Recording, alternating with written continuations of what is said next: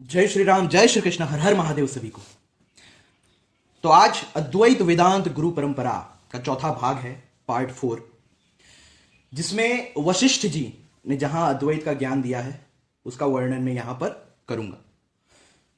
अभी तक मैंने 3 पार्ट बना दिए हैं। सबसे पहला पार्ट जिसमें मैंने बताया कि अद्वैत वेदांत गुरु परंपरा क्या है, उसमें कौन कौन से मुख्य जो पौराणिक ऋषि है या पंच ब्रह्म है या जो कलयुग के ऋषि है वो आते हैं। फिर सेकेंड भाग में मैंने बताया कि कैसे नारायण से ये अद्वैत गुरु परंपरा शुरू हुई है। तो श्रीमद् भागवत में जब नारायण ने सबसे पहले ज्ञान दिया ब्रह्मा जी को अद्वैत का, वो मैंने भागवत पुराण से बताया। फिर तीसरे भाग में मैंने बताया कि कुर्म पुराण में सृष्टि के आरंभ में भगवान श्री सदाशिव जी ने जो जितने भी ऋषि मुनि थे उनको ये अद्वैत रूपी ज्ञान दिया कुर्म पुराण से, जिसे ईश्वर गीता भी कहते हैं। तो वो कुर्म पुराण भी मैंने खोल के दिखाई। तो जिन लोगों ने भी first part, second part, third part ये नहीं देखे हो, उनके लिए मैं अपने डिस्क्रिप्शन में और पिन कमेंट में लिंक डाल दूंगा। मैंने प्लेलिस्ट ही बना दी है कि अद्वैत वेदांत गुरु परंपरा प्लेलिस्ट। तो उस प्लेलिस्ट में आप देख सकते हैं जो भी पार्ट्स आपने अभी तक नहीं देखे। तो ये चौथा भाग है जिसमें वशिष्ठ जी, जो स्वयं श्री राम जी के गुरु है, उन्होंने योग वशिष्ठ में, जिसे महारामायण भी कहा जाता है, जिसे उत्तर रामायण भी कहा जाता है, उसमें जो श्री राम जी को जो अद्वैत रूपी ज्ञान प्रदान किया है उसका वर्णन मैं आज यहां पर दिखाऊंगा। उससे पहले मैं योग वशिष्ठ की प्रामाणिकता सिद्ध कर देता हूं, क्योंकि कितने ऐसे लोग हैं जिनको शास्त्रों का कोई ज्ञान नहीं है और बस अपने द्वेष और अहंकार में आकर बोल देते हैं कि भाई ये तो फेक है, ये तो ऐसी है, ये तो वैसी है, जबकि इसका वर्णन बड़े बड़े महापुरुषों ने अपने भाष्यों में किया है। और जितने भी आत्मज्ञानी है अभी के भी, कलयुग के भी जो फेमस आत्मज्ञानी है, उन्होंने योग वशिष्ठ की सबसे ज्यादा तारीफें की है। वो कहते हैं वो लोग कि योग वशिष्ठ ऐसा ग्रंथ है जिसको कोई मतलब सिर्फ एक ही ग्रंथ को पढ़ ले पूरा तो उसे आत्मज्ञान हो जाएगा। अगर पढ़े और थोड़ा बस उसके ऊपर मनन करेगा तो उसमें वो सारी क्वालिटीज आ जाएगी जो आत्मज्ञानी में होनी चाहिए, और अंत में आत्मज्ञान भी उसे प्राप्त हो जाएगा। क्योंकि मैं बताऊंगा ऐसा क्यों, क्योंकि ये योग वशिष्ठ लिखी ही उसी तरह है कि किसी भी व्यक्ति को, मतलब जिसको भी कहते हैं ना वेदांत में क्वालिटीज चाहिए कि भाई अगर वेदांत ज्ञान को समझना है वेदांत के, तो क्वालिटीज चाहिए। विवेक, सबसे पहले विवेक, फिर वैराग्य, फिर शम दम आदि सत संपत्ति, मुमुक्षुत्व, तितिक्षा। तो ये सब क्वालिटीज बताई गई है, आदि शंकराचार्य जी ने बताई है अपने भाष्यों में, और ग्रंथों में, पुराणों में, अलग अलग उपनिषद में भी ये क्वालिटीज बताई गई है कि ये क्वालिटीज जिसमें है वो वेदांत को अगर पढ़ेगा तो वो उसे जल्दी ही रियलाइज भी कर पाएगा। कितने सारे लोग पढ़ते हैं लेकिन उसमें से कुछ कुछ रियलाइज कर पाते हैं। तो जिनमें ये क्वालिटीज होती है वो लोग तुरंत वेदांत को पढ़ के रियलाइज कर लेते हैं। तो योग वशिष्ठ इस तरह से लिखी गई है कि आप इसके एक एक प्रकरण को पढ़ेंगे तो एक एक जो क्वालिटी चाहिए किसी भी वेदांती को, वेदांत को समझने के लिए, मतलब प्रैक्टिकली अपने जीवन में रियलाइज करने के लिए, वो एक एक क्वालिटी आप में आती चली जाएगी अगर आपने एक एक प्रकरण को ठीक से पढ़ा और उसके ऊपर मनन किया तो। क्योंकि ये लिखी इस प्रकार से है, जैसे कि सबसे पहला क्या है, वैराग्य चाहिए। तो सबसे पहला इसमें आएगा वैराग्य प्रकरण।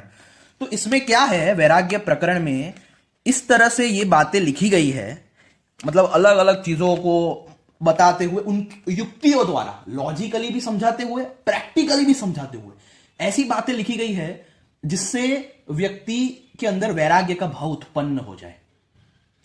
कितने लोग मुझे पूछते हैं ब्रह्मचारी होना है, मतलब पॉर्न एडिक्शन मुझसे छूटता नहीं है, ब्रेकअप हुआ है, ये है वो है, ऐसा हो रहा है वैसा हो रहा है। मैं उनको बस इतना कहूंगा कि भाई अगर तुम चाहते हो तुम में विरक्ति भाव आ जाए, ब्रह्मचर्य का भाव आ जाए, या तुम्हें कोई भी जो मतलब डिप्रेशन में अगर चले जाते हो तो उससे मुक्त होना है, तो बस ये वैराग्य प्रकरण जो है योग वशिष्ठ का, ये वैराग्य प्रकरण यहां से शुरू होता है यहां तक।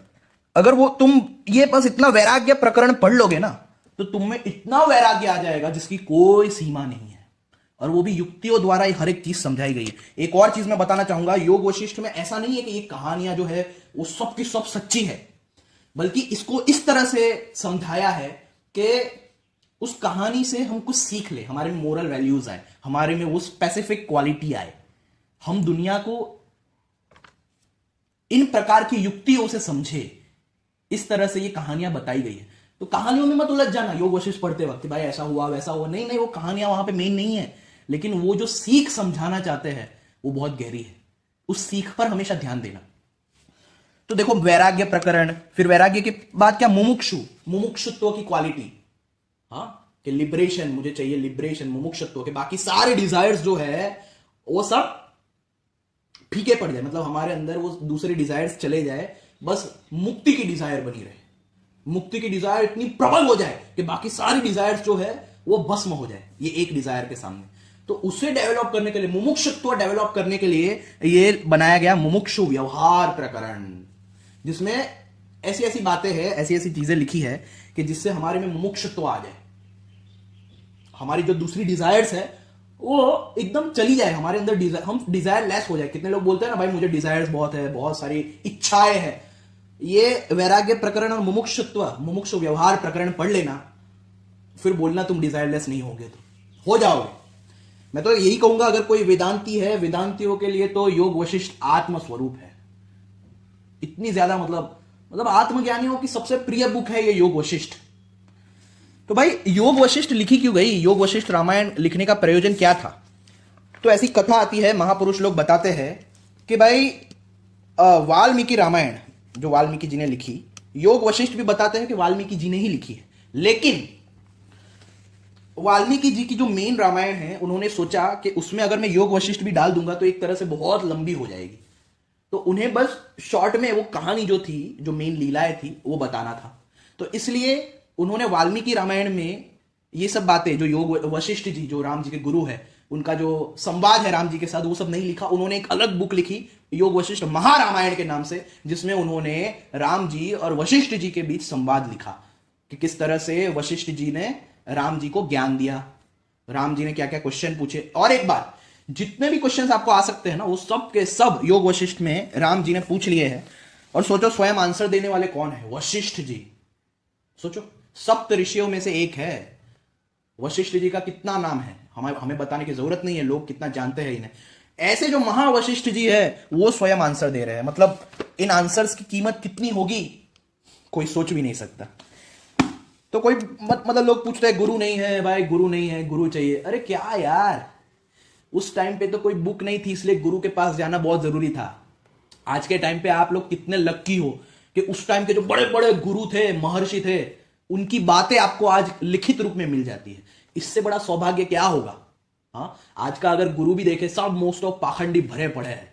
उससे वो जानते थे, वो ऋषि मुनि जानते थे कि कलयुग में कोई रियल गुरु मिलेगा नहीं, तो इसीलिए उन्होंने जो संवाद होते हैं, जिसके शिष्य को जो जो क्वेश्चंस आते हैं, उसका गुरु क्या क्या आंसर देते हैं, वो सारे संवाद उपनिषदों के रूप में, फिर पुराणों में जो नैरेशंस होते हैं, चर्चाएं होती है, उनके रूप में, फिर योग वशिष्ठ जैसी बुक में वो सारे संवाद लिख दिए कि शिष्य को क्या क्या क्वेश्चन हो सकता है और उसका आंसर जो उस टाइम पे उन महर्षि ने दिया। इससे ज्यादा बड़ा सौभाग्य क्या होगा? आप क्यों गुरुओं के पीछे भाग रहे हो? अगर आपको सच में गुरु का ज्ञान चाहिए तो योग वशिष्ठ खरीद लो। वशिष्ठ जी जैसे कोई गुरु नहीं हो सकते। अब बात यह आती है कि भाई इसकी प्रामाणिकता क्या है? इसकी प्रामाणिकता बहुत है। बड़े बड़े आचार्यों ने, मधुसूदन सरस्वती जी ने, करपात्री जी महाराज ने, फिर विद्यारण्य स्वामी, उन्होंने, फिर आदि शंकराचार्य जी ने भरपूर अपने भाष्यों में इसे कोट किया है, सभी ने बार बार। और भी बहुत ऋषियों ने इसे कोट किया, मतलब आचार्यों ने इसे कोट किया है। इवन प्रेमानंद जी जो राधा वल्लभ संप्रदाय के हैं, वो भी, उनका भी अगर कोई लेक्चर सुनता होगा तो बहुत बार वो योग वशिष्ठ का प्रसंग भी सुनाते हैं। तो भाई इसकी प्रामाणिकता स्वयं आदि शंकराचार्य जी, पहले मैं प्रामाणिकता बता दूं, क्योंकि कितने लोग जो है वो अपने अहंकार और द्वेष भाव में इतनी महान बुक को भी नीचा दिखाना चाहते हैं अपनी अज्ञानता के कारण और लोगों की अज्ञानता के कारण, क्योंकि लोग अज्ञानी हैं। लोग कहां जाएंगे पता लगाने, बस तो भौंको कुछ भी।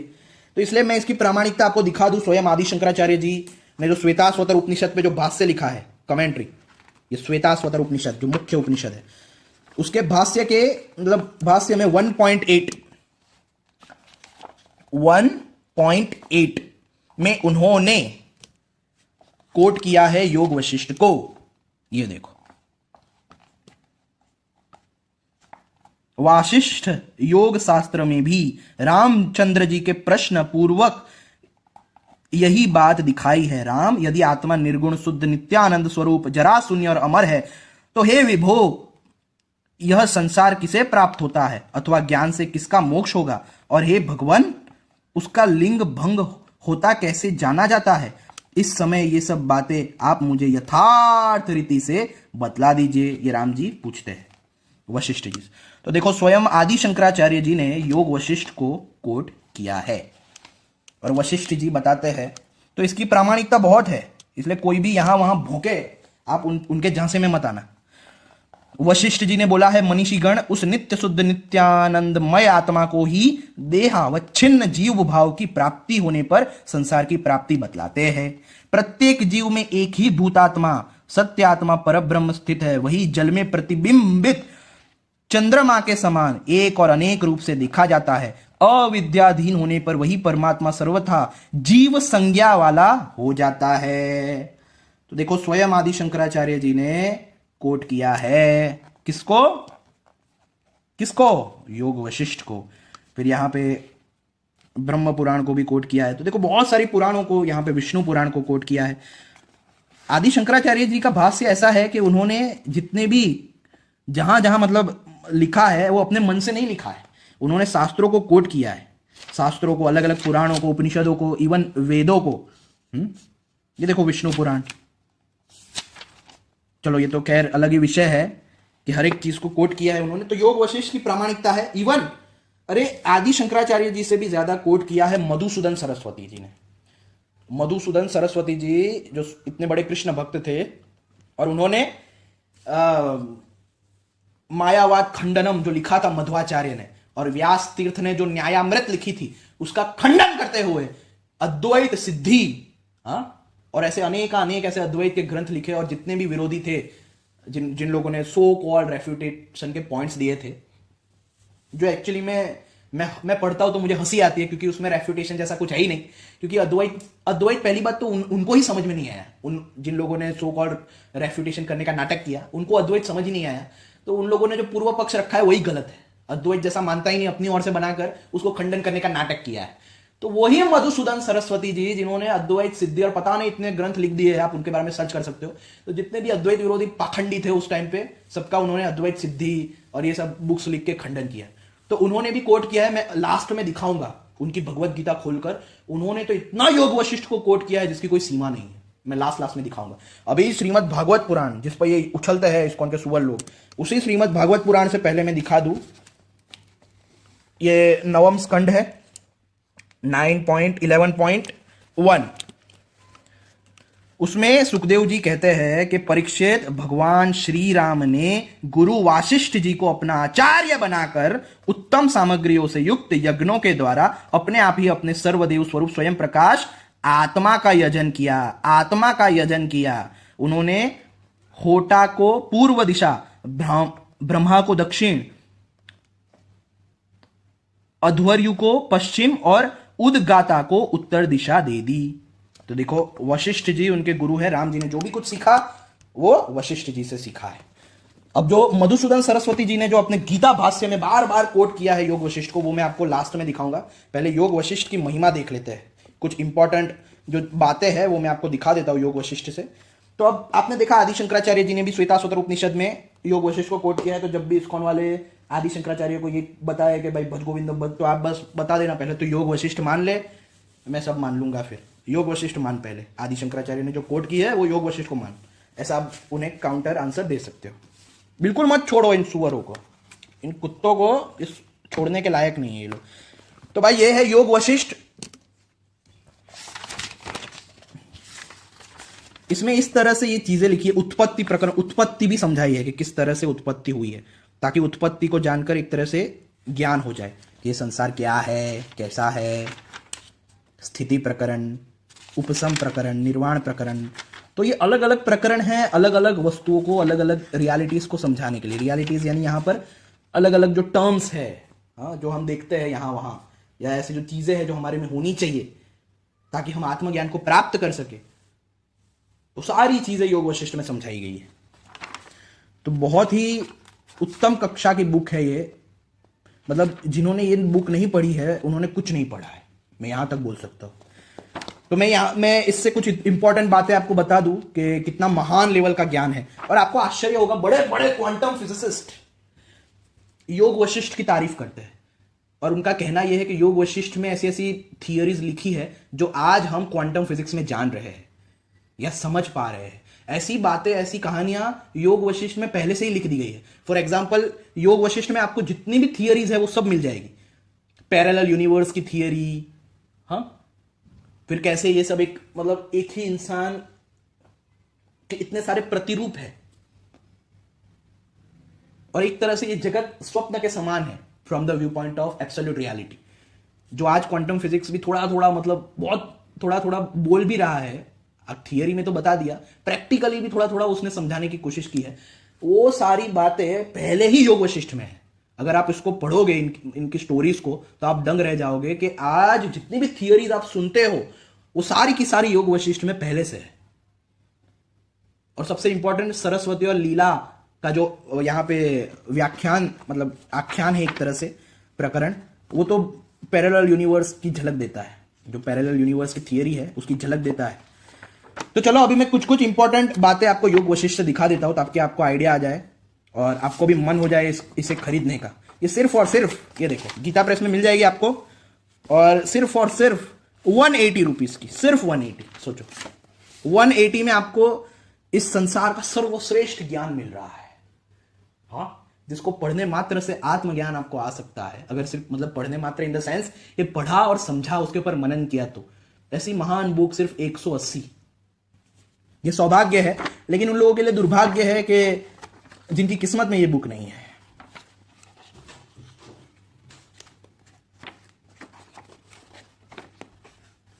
तो कुछ इंपॉर्टेंट चीजें मैं इस बुक की आपको दिखा देता हूं, मतलब इंपॉर्टेंट बातें कि किस प्रकार की चर्चाएं हैं। योग मतलब वशिष्ठ जी भी कैसे अद्वैती ही थे, हैं और रहेंगे। तो ये देखो, एक संक्षिप्त योग वशिष्ठ है। संक्षिप्त यानी श्लोक के बिना, शॉर्ट में।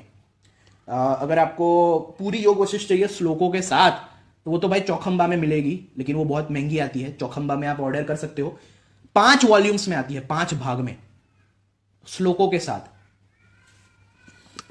वशिष्ठ जी कहते हैं, रघुनंदन, जैसे चिंतामणि के तत्व को जानने वाले लोग चिंतामणि को प्राप्त कर लेते हैं, वैसे ही उपर्युक्त विचार दृष्टि से द्वैत भाव को त्याग कर आत्मा के स्वरूप को जानने वाले महापुरुष विशुद्ध आत्म स्वरूप को प्राप्त हो जाते हैं। श्री राम, अब मैं तुमसे दूसरी दृष्टि का वर्णन करता हूं, उसे तुम सुनो। मैं ही आकाश हूं, मैं ही आदित्य हूं, मैं ही दिशाएं हूं, मैं ही अध हूं, मैं ही ऊर्ध्व हूं, मैं ही दैत्य हूं, मैं ही देव हूं, मैं ही लोक हूं, मैं ही चंद्रमा आदि की प्रभा हूं, मैं ही अंधकार हूं, मैं ही मेघ हूं, मैं ही पृथ्वी हूं, मैं ही समुद्र आदि हूं, एवं रेणु, वायु, अग्नि और यह सारा जगत भी मैं ही हूं। तीनों लोकों में सब जगह जो परमात्मा स्थित है वह मैं ही हूं। उस सर्वरूप परमात्मा से भिन्न परिच्छिन्न मैं कौन हूं? मैं कभी परिच्छिन्न नहीं हो सकता। देह आदि भी मुझसे भिन्न क्या है? एक अद्वितीय वस्तु परमात्मा में द्वैत कैसे हो सकता है? कमल नयन निष्पाप, श्री राम तुम ही बतलाओ। इस प्रकार संपूर्ण जगत के आत्म रूप से स्थित हो जाने पर कौन अपना और कौन पराया रहेगा? तत्वज्ञ से भिन्न ऐसी कौन सी वस्तु है जो उसे यदि प्राप्त हो जाए तो वह हर्ष और विषाद से ग्रस्त हो? यदि उसकी ऐसी वस्तु के आ जाने से विषाद दिखाई पड़े तो वह तत्वज्ञ ही नहीं है किंतु मूढ़ ही है, क्योंकि ऐसा पुरुष जगन्मय ही होता है, सच्चिदानंदमय नहीं। देखो, तो ऐसी ऐसी बातें हैं इसमें कि आपको गीता तो एकदम नॉर्मल लगेगी, एकदम कॉमन लगेगी कि अरे ऐसी बातें तो सबने की है, ये तो दृष्टियां है अलग अलग, एकदम कॉमन लगेगी।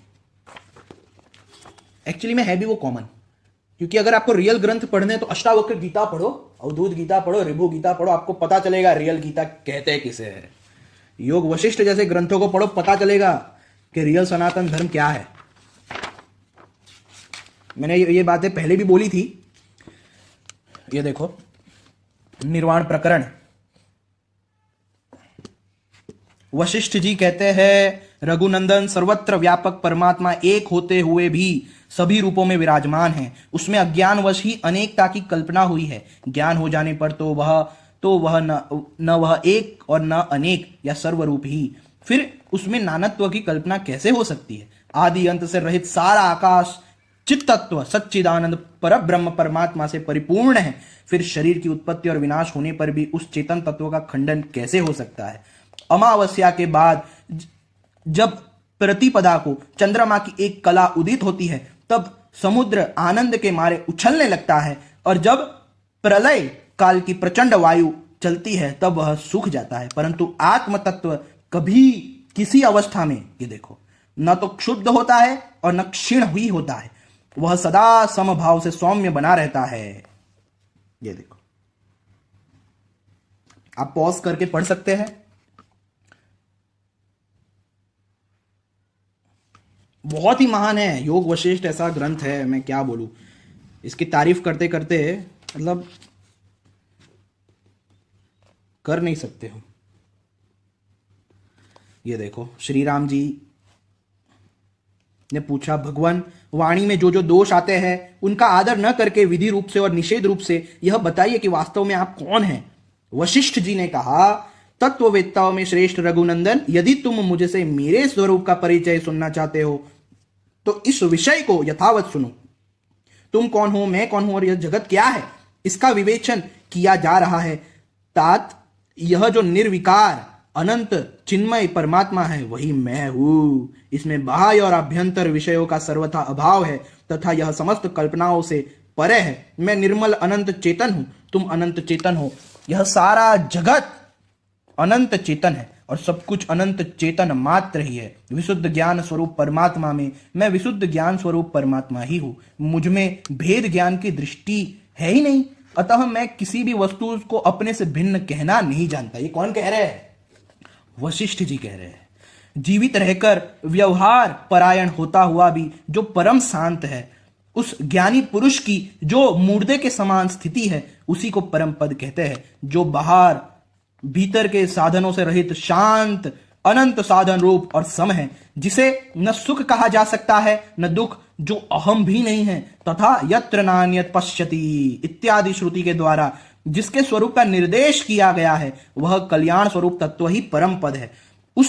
उसमें उसे मैं अपने से भिन्न नहीं समझता, वस्तुतः उसे दूसरा कोई नहीं जानता।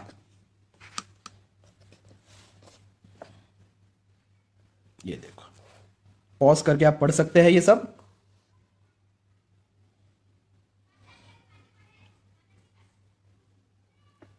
फिर कौन किसका और किस प्रकार चिंतन करता है, ये जो मन बुद्धि आदि है, ये सब अंतर्मुख दशा में चैतन्य रूप ही है। मन बुद्धि आदि शब्दों के अर्थ रूप से भावित होने पर वे ही जड़ रूप मानी गई है। समस्त दृश्यों का बाध हो जाने पर जो विशुद्ध चैतन्य रूप परमात्मा अवशिष्ट रह जाता है, उसमें और शून्य आकाश में क्या अंतर है, इसे साधारण लोग नहीं जानते, विद्वान ज्ञानी पुरुष ही जानते हैं। मैं अज्ञानी हूं, इस रूप में जो जीवों को अपने अज्ञान का बोध होता है, उससे सुरक्षित अज्ञान रूपी वायु का सहारा पाकर इनकी अविद्या अग्नि प्रज्वलित होती रहती है। यानी ऐसे रॉन्ग भाव के कारण ही वो हमेशा उसी भाव से भावित रहते हैं। फिर जब उन्हें मैं ब्रह्म हूं यह यथार्थ बोध होता है, तब वही वायु उस अविद्या अग्नि को दुर्बल पाकर बुझा देती है, तो वो भाव उनका जीव भाव चला जाता है। बहुत मतलब गहरी बातें हैं इसमें। और जो लोग पूछते हैं कि भाई हमें पॉर्न एडिक्शन हो गया है, हम ब्रह्मचर्य का पालन नहीं कर पा रहे हैं, तो उनके लिए तो योग वशिष्ठ वरदान स्वरूप है। उन्हें योग वशिष्ठ का वैराग्य प्रकरण पढ़ना चाहिए। मतलब वो पढ़ के ही उसके ऊपर अगर वो चिंतन करेंगे, उन्हें पता चल जाएगा कि वाह कितना बड़ा खजाना हाथ में लग गया है। ऐसा खुद बोलेंगे ये लोग अपने आप। इतना जबरदस्त है इसका वैराग्य प्रकरण, मतलब पूरी बुक ही जबरदस्त है। उसमें तो कोई निर्वाण प्रकरण तो और भी मतलब उच्च कक्षा का है।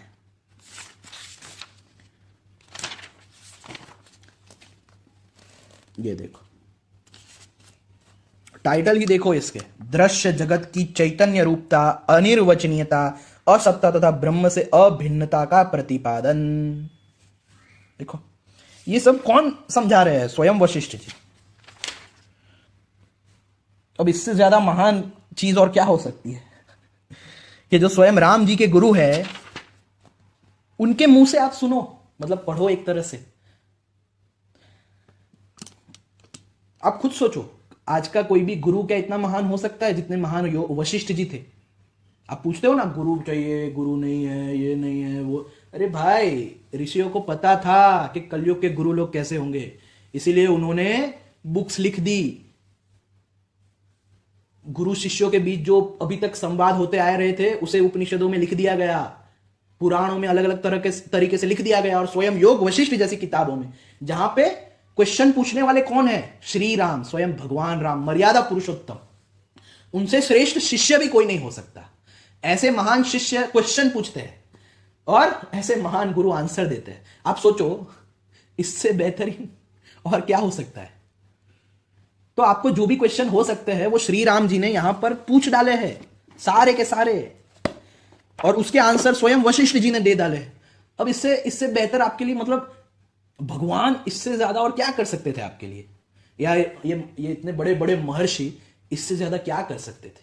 इससे बड़ा उपकार क्या हो सकता है? लोगों को इसकी कीमत समझ में आनी चाहिए कि ये कितना बड़ा उपकार है। ये अंदर से फील होना चाहिए कि इससे बेहतर उपकार हो ही नहीं सकता, कि हमें घर पे ही ऐसे सब ज्ञान मिल रहा है।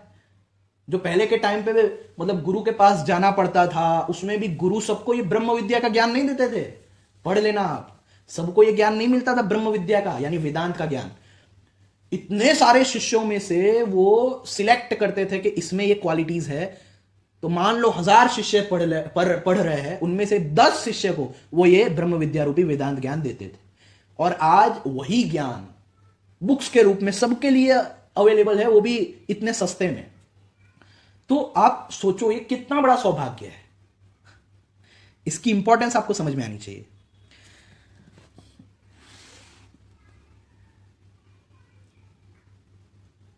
देखो, वशिष्ठ जी कह रहे, रघुनंदन, सृष्टिया ब्रह्म रूपी समुद्र की तरंग है, उनमें चैतन्य ही जल है। जीवन मुक्तों के अनुभव में आने वाला वह चिन्मय जगत अज्ञानियों के दुखमय जगत से भिन्न है। वह सच्चिदानंदमय दूसरी ही सृष्टि है। उसमें द्वैत और एकत्व आदि के दुखमय भेद किस निमित्त से रह सकते हैं? दृश्य का अत्यंत भाव रूप जो बोध है उसी को परम पद कहा गया है। वही ब्रह्म है और वह ब्रह्म मैं हूं। इस प्रकार का ज्ञान मोक्ष है। ब्रह्म ही सब कुछ है तथा वह कुछ भी नहीं है। नीति नीति।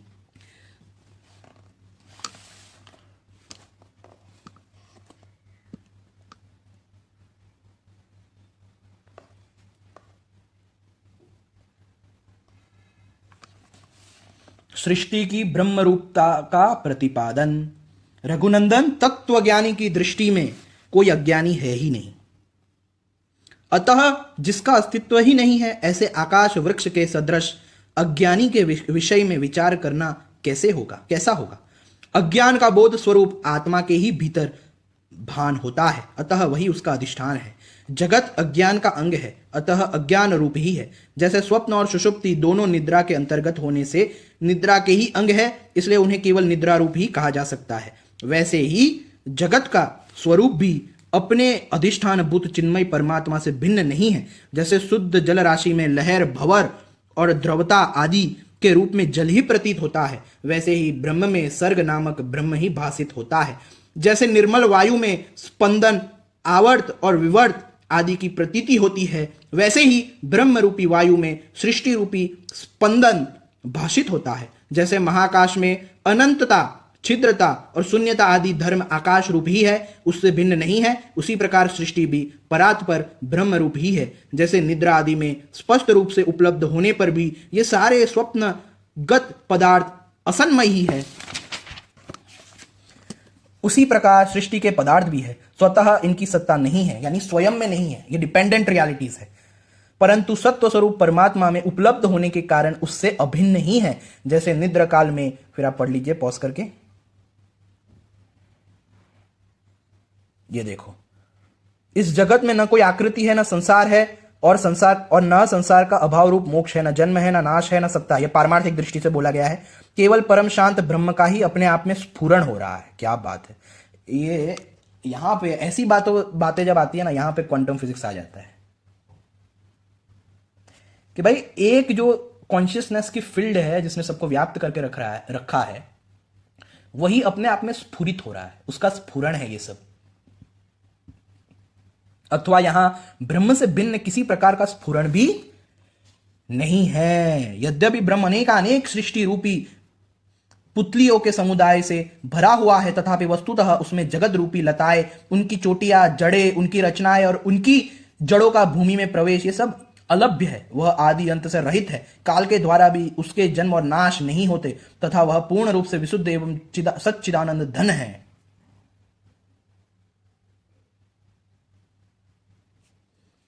ये देखो, इसलिए यह जगत एकमात्र चेतनाकाश ही है। आकाश में भ्रमवश होने वाली वृक्ष समूहों की स्फुरणा के समान ब्रह्म रूपी समुद्र में जो नाम रूपात्मक जल कणों का स्फुरन हो रहा है, वही यह सृष्टि है। वाह!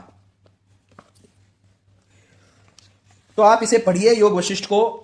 मैं फिर से कहूंगा कि इसमें वेदांत बहुत अच्छे से समझाया गया है, और राम जी ने ऐसा कोई भी ऐसा क्वेश्चन बाकी नहीं रखा है जो आपको आ सकता है और इसमें पूछा ना गया हो।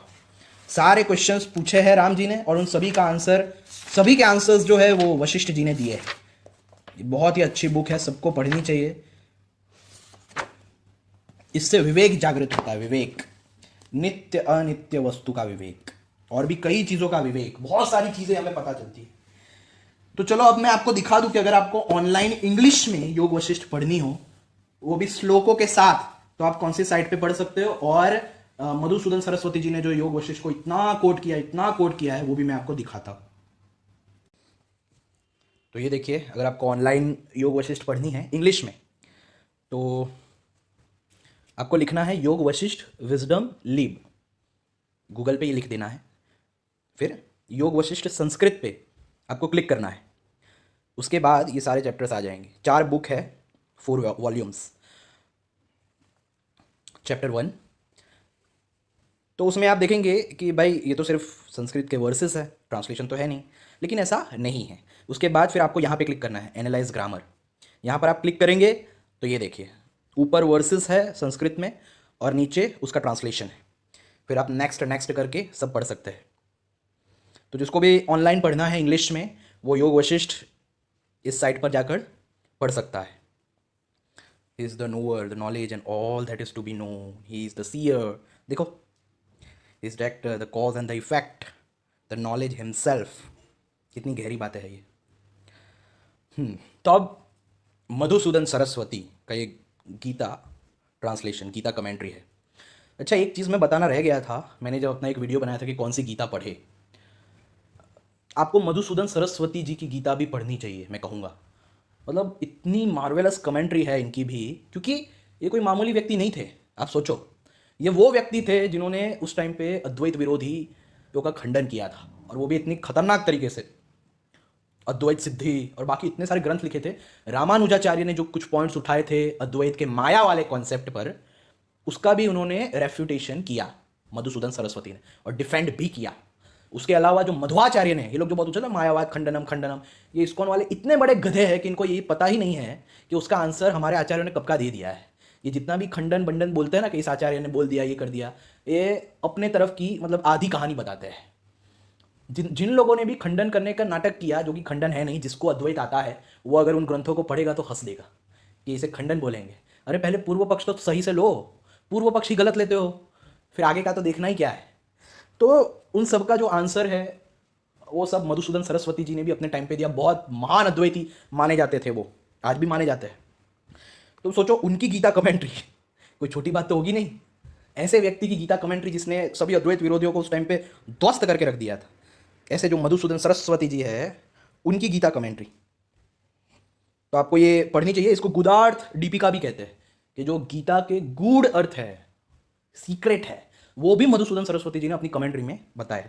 इसलिए देखो, आप सोचो, बाकी सबकी गीता जो है वो इतनी बड़ी नहीं है उनकी कमेंट्रीज, लेकिन मधुसूदन सरस्वती जी की कमेंट्री इतनी बड़ी है, मतलब हर एक श्लोक को इतना मतलब डिटेल में जाकर समझाया है कि आप दंग रह जाएंगे। तो अगर कोई मतलब इंटरेस्टेड है गीता को एकदम डिटेल्ड में जानने के लिए, एकदम हर एक वर्ड्स को एकदम अद्वैत के पर्सपेक्टिव से कितना फिट बैठता है, ये समझने के लिए अगर किसी को मतलब कोई ऐसा मुमुक्षु है, सीकर है, तो उन्हें मधुसूदन सरस्वती जी का ये गुडार्थ दीपिका, ये कमेंट्री पढ़नी चाहिए भगवत गीता पे, मैं कहूँगा। ये आपको ऑनलाइन भी मिल जाएगी। तो इन्होंने देखो, इन्होंने इतना कोट किया है योग वशिष्ठ को जिसकी कोई सीमा नहीं है। ये देखो, ये वर्स है 3.18, इसमें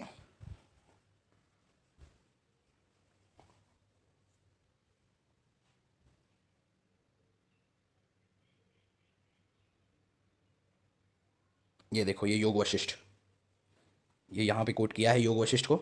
this kind of a knower of Brahman has been described by Vashishtha in terms of 7 different stages, the plane of knowledge called Shubhechha, good resolve. ये यहाँ ये 7 डिफरेंट स्टेजेस ऑफ नॉलेज है, ये भी बहुत डिटेल में योग वशिष्ठ में समझाया है। ये बार बार देखो यहाँ पे भी निर्वाण प्रकरण, योग वशिष्ठ निर्वाण प्रकरण। ओ Ram, it has been ascertained that these 3 stages constitute the waking state. In the waking state, this world is perceived just as it is with ideas of differences. देखो फिर यहाँ पे भी फिर से योग वशिष्ठ, योग सप्तभूमि का उपाख्यान। अच्छा, ये योग वशिष्ठ में ये जो वाला पोर्शन है सप्तभूमि का उपाख्यान, वो पढ़ो आप। उसमें 7 प्लेन्स ऑफ नॉलेज, एक तरह से 7 स्टेजेस ऑफ नॉलेज, वो इतना ज़बरदस्त है वो पार्ट, पढ़ने लायक। इन्होंने देखो, ये मधुसूदन सरस्वती जी ने उसे बार बार कोट किया है, और देखो कितनी बड़ी कमेंट्रीज की है मधुसूदन सरस्वती जी ने। देखो आप, हर एक वर्ष पे उपनिषदों को, पुराणों को, योग वशिष्ठ को बार बार कोट करते हुए।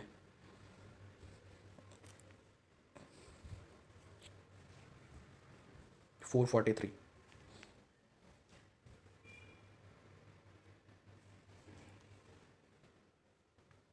हाँ, इन्होंने ये देखो, ये वर्स है, अरे वाह, ये तो सबसे इंपॉर्टेंट वर्स है, 6.29।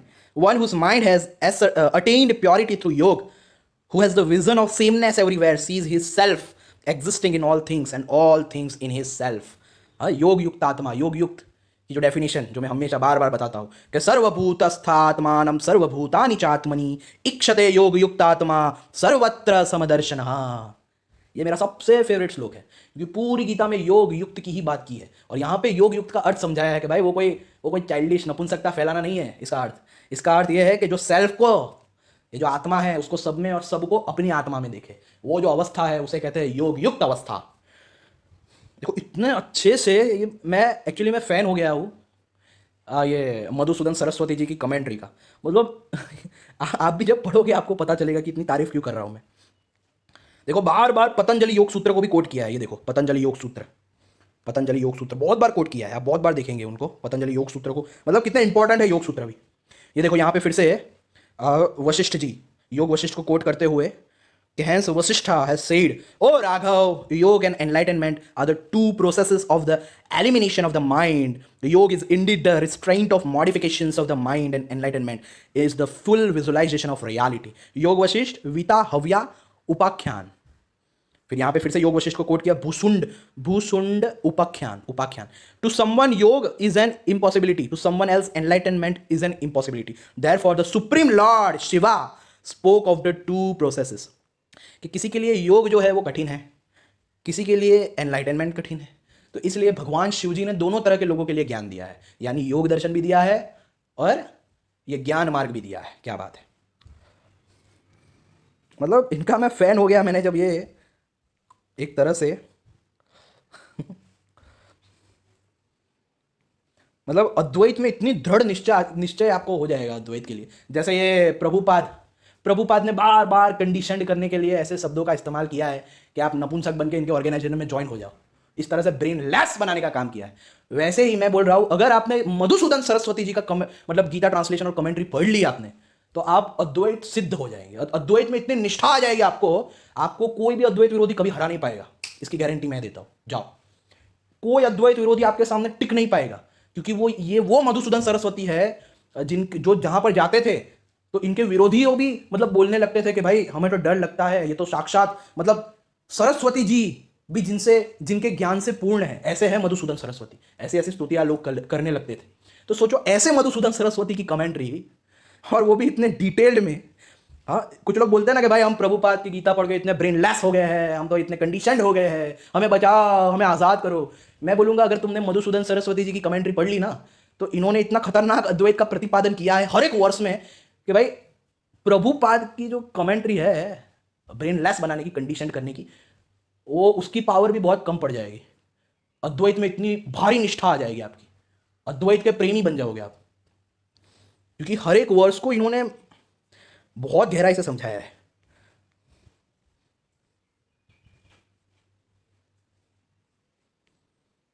तो देखो यहां पे भी योग वशिष्ठ, पतंजलि योग सूत्र, देखो इतना उपनिषदों को कोट किया है, बाप रे। और वो भी देखो फिर से, Vashishta has said that is called Vashna, which is the acceptance of some emotion as one's own as a result of intense thinking without considering its cause and effect. योग वशिष्ठ आकाश गति अभाव आदि निरूपण।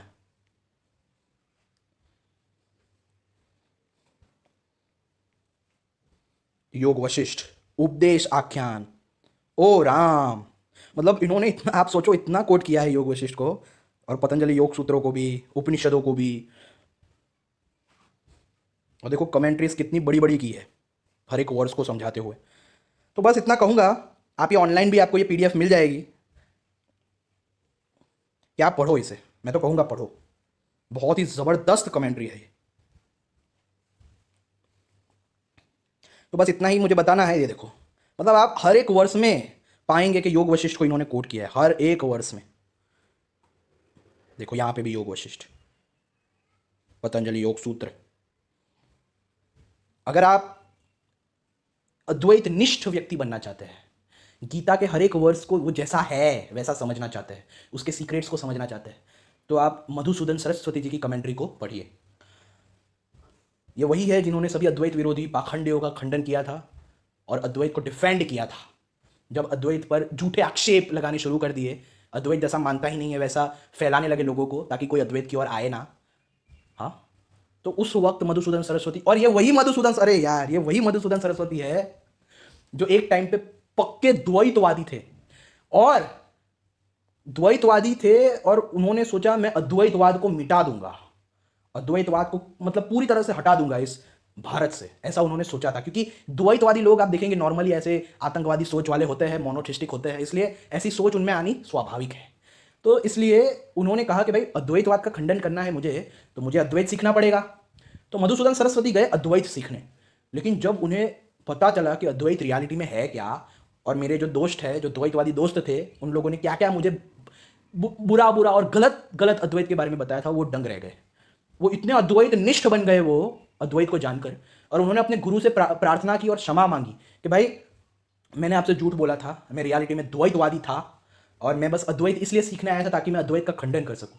लेकिन अब मुझे पता चल गया है कि अद्वैत ही वास्तविक सत्य है, अद्वैत ही ट्रू रियलिटी है, और प्लीज़ मुझे क्षमा कर दीजिए, या कोई भी ऐसा मुझे आप पनिशमेंट दीजिए जिससे मैं मतलब अपने इस गलती का सुधार कर सकूं।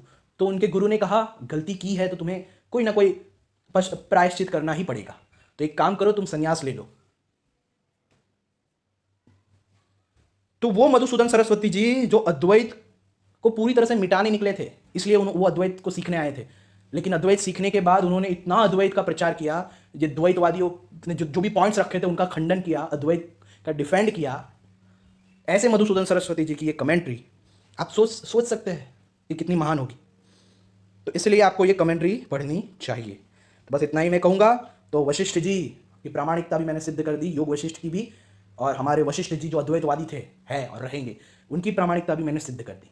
अब इस्कॉन वाले जो भी भौंके यहाँ वहाँ कभी कभी मधुसूदन सरस्वती को भी कोट करते हैं, तो उनको बोलना पहले तो मधुसूदन सरस्वती ने जो योग वशिष्ठ मानी है वो मान, वरना तेरी बातें हम नहीं मानेंगे।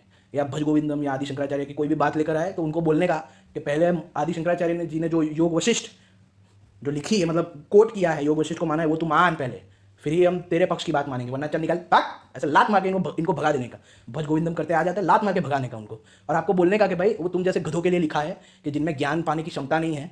और ऐसी बातें तो सारी देवी देवताओं के लिए ऐसी स्तुतियाँ लिखी है, भैरवाष्टकम भी लिखा है, फिर शिवाष्टकम भी लिखा है, फिर शिवानंद लहरी, सौंदर्य लहरी, गणेश अष्टकम, गंगाष्टकम, नर्मदाष्टकम। भाई इतनी स्तुतियाँ तो तुम जितने पाखंडी खुद को जो बहुत भक्त बनाए फिरते हो, वो पाखंडियों के सारे स्तुतियाँ मिलाकर भी इतनी स्तुतियाँ नहीं बन सकती जितने एक अकेले आदि शंकराचार्य जी ने लिखी है। क्योंकि तुम्हें तो झूठ फैलाना है कि अद्वैत सिर्फ निराकार में मानता है, इसलिए तुम तो वो बातें बताओगे नहीं। लेकिन आप लोग जागृत हो जाइए, थोड़े खोजी बनिए। अद्वैत में सगुण साकार निर्गुण निराकार दोनों को माना जाता है, और आदि शंकराचार्य जी ने बहुत स्तुतियाँ सब पे लिखी है, सबको अपने अपने में सुप्रीम बताया है। इन गधों की बातों में मत आइए। जय श्री राम, जय श्री कृष्ण, हर हर महादेव। हाँ, ये जो जिसको ये प्लेलिस्ट देखनी है, प्लेलिस्ट के